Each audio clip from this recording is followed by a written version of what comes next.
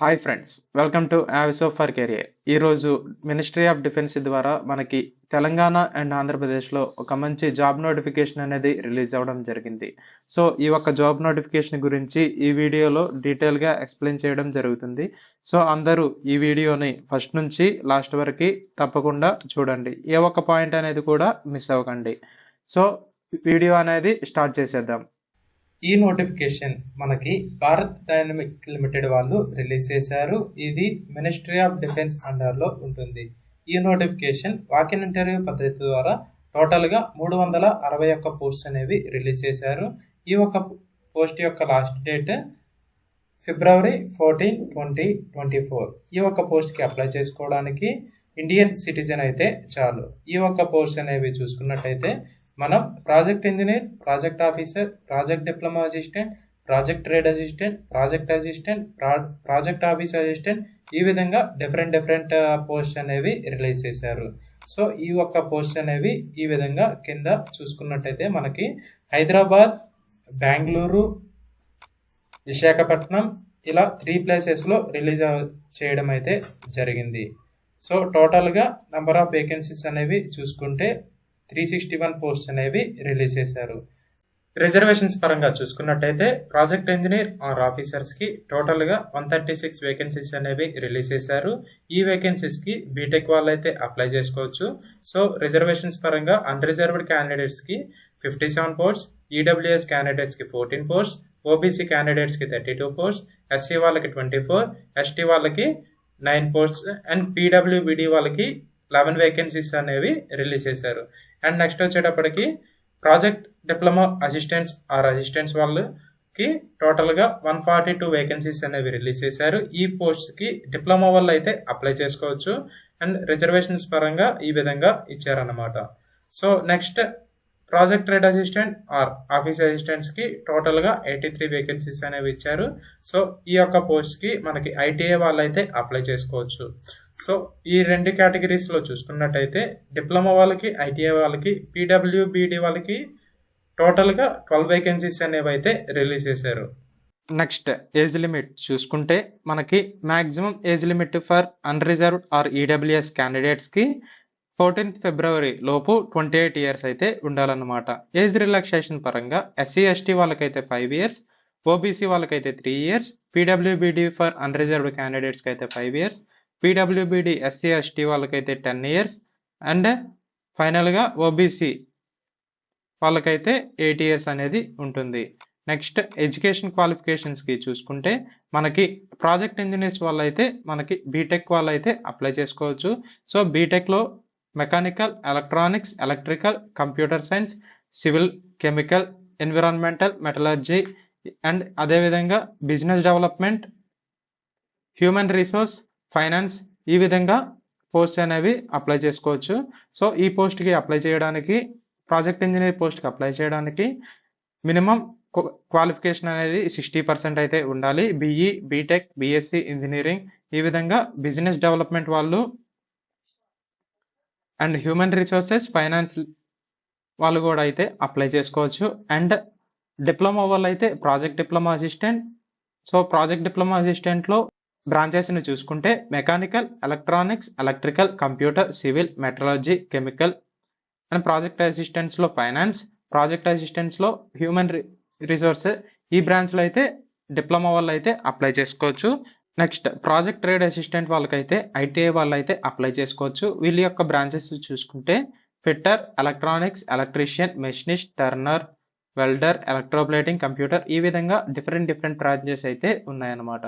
So ఈ విధంగా మనం మినిమం 60% మార్క్స్తో ఈ యొక్క పోస్ట్కి అయితే అప్లై చేసుకోవచ్చు. నెక్స్ట్ ఎక్స్పీరియన్స్ పరంగా చూసుకుంటే February 14, 2024 లోపు అయితే మనకి మినిమం 1 year ఎక్స్పీరియన్స్ అయితే కంపల్సరీగా ఉండాలి. Or 1 year completed apprentice training కూడా కన్సిడర్ చేస్తారు. మ్యాండేటరీ డాక్యుమెంట్స్ చూసుకుంటే salary received bank statement or PF statement or ESI statement అనేది లాస్ట్ 1 year అయితే కంపల్సరీగా ఉండాలి.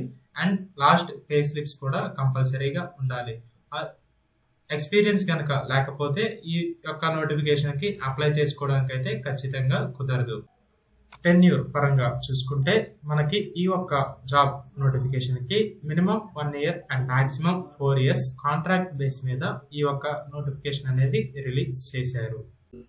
నెక్స్ట్ రెమ్యునరేషన్ పరంగా చూసుకుంటే project engineers and project officers కి ఫస్ట్ ఇయర్ లో 30,000 పే స్కేల్ అనేది ఇస్తారు. నెక్స్ట్ 2-3-4 ఇయర్స్ కి కంటిన్యూ అయితే 33,000, 36,000, 39,000 అయితే ఇవ్వడం జరుగుతుంది. నెక్స్ట్ డిప్లొమా వాళ్ళకైతే project diploma assistants and project assistants కి ఫస్ట్ ఇయర్ లో 25,000 అనేది పే స్కేల్ అనేది ఇవ్వడం జరుగుతుంది. నెక్స్ట్ 2-3-4 ఇయర్స్ కి కంటిన్యూ అయితే 26,500, 28,000, 29,500 ఈ విధంగా ఇస్తారు. Next project trade assistant are project office assistants కి ఫస్ట్ ఇయర్ లో 23,000 అండ్ నెక్స్ట్ 2-3-4 ఇయర్స్ కి కంటిన్యూ అయితే 24,500, 26,500, 27,500 అయితే ఇవ్వడం జరుగుతుంది. నెక్స్ట్ ఈ యొక్క అప్లికేషన్ అండ్ సెలక్షన్ ప్రాసెస్ గురించి చూద్దాం.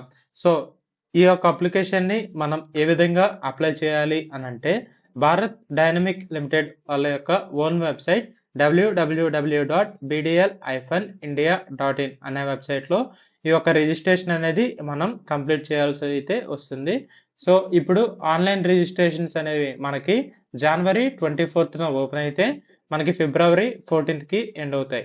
సో మీరు ఏంటంటే ఫిబ్రవరి 14th లోపే అంటే 13th లోపే మీరు అయితే ఈ రిజిస్ట్రేషన్ అనేది కంప్లీట్ చేయగలిగితే ఇంకా మంచిదన్నమాట.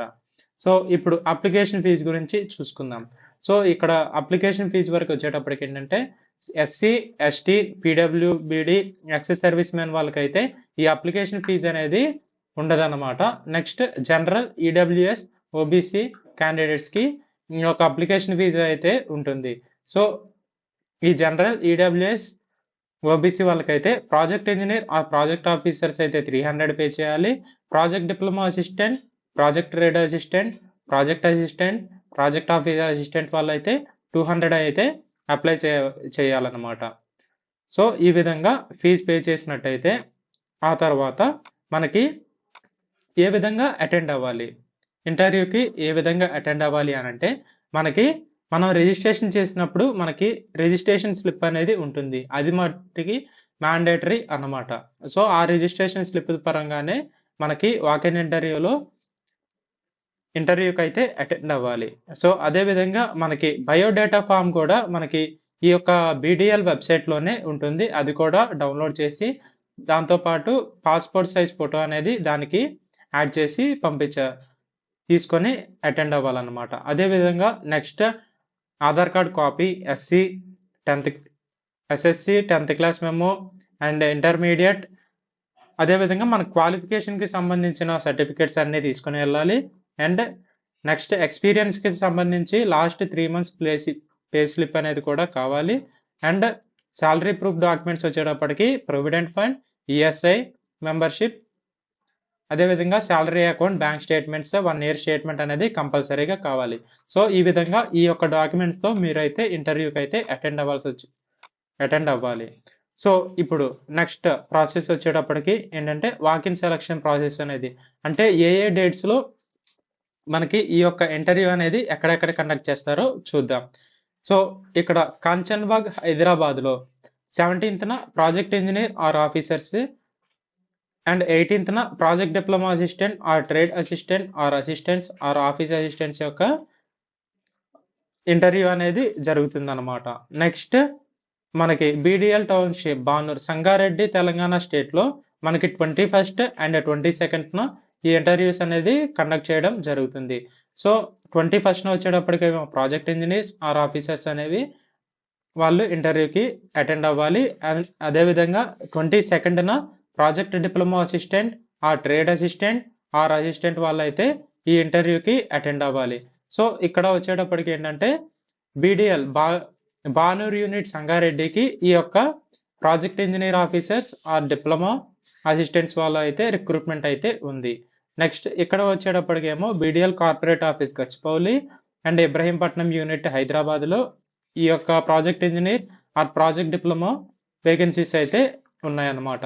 And next BDL Visakhapatnam unit వాళ్ళైతే ఆంధ్రప్రదేశ్ యూనిట్ వాళ్ళైతే మనకి 25th project engineers, diploma assistant, ఈ విధంగా both BTech, diploma and ITI వాళ్ళకైతే విశాఖపట్నం యూనిట్లో మనకి వేకెన్సీస్ అయితే ఉన్నాయి. సో ఈ విధంగా మీరు ఇంటర్వ్యూ డేట్స్ అనేది చూసుకొని ఇంటర్వ్యూకి అయితే అటెండ్ అవ్వాలి. And next selection criteria. So selection క్రైటీరియాకి వచ్చేటప్పటికి ఏంటంటే మనకి ఇక్కడ ఎగ్జామ్ అయితే ఏమీ కండక్ట్ చేయరు. ఓన్లీ మెరిట్ లిస్ట్ ప్రకారం అయితేనే మనకి ఇక్కడ ఇంటర్వ్యూ సెలక్షన్ అనేది జరుగుతుంది. సో ఈ మెరిట్ లిస్ట్ ప్రకారంగా ఎవరికైతే మెరిట్ అనేది ఎక్కువగా ఉంటుందో వాళ్ళకి 75 మార్క్స్ అనేది కండక్ట్ చేస్తారు.